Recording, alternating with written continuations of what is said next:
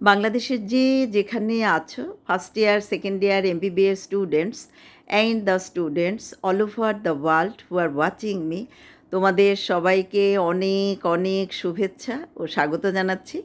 আমি ডাক্তার চন্দনা সরকার, সহযোগী অধ্যাপক ও বিভাগীয় প্রধান, অ্যানাটমি বিভাগ, Sherebangla medical college, Barishal.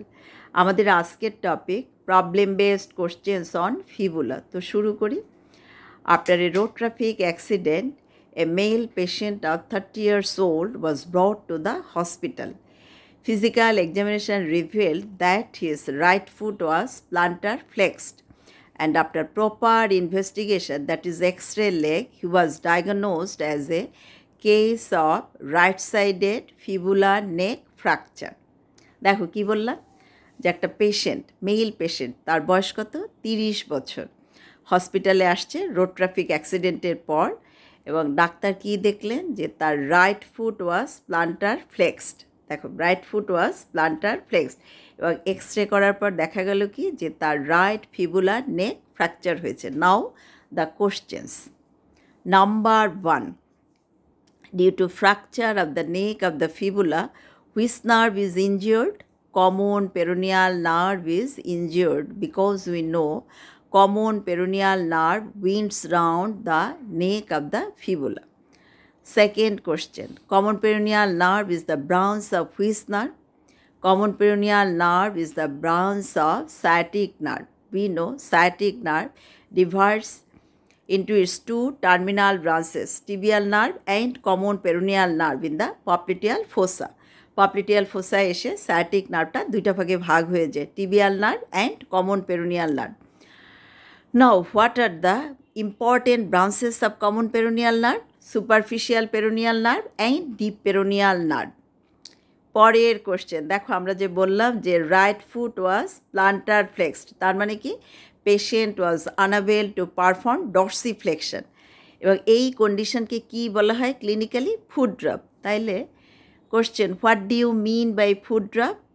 Foot drop is a clinical condition characterized by dropping of the forefoot due to paralysis of the dorsiflexors. দেখো কি বললাম, যে ড্রপিং অফ দ্য ফোরফুট, কিসের জন্য? Paralysis of the ডর্সিফ্লেক্সর্স।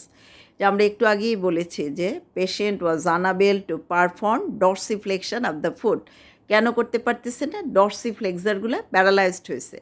ডর্সিফ্লেক্সারগুলো প্যারালাইজড কেন হলো? ওই যে due to injury to the common peroneal nerve. Common peroneal নার্ভের ব্রাঞ্চকে আমরা বলছি superficial peroneal nerve and deep peroneal nerve, and we know dorsiflexors are supplied by deep peroneal nerve.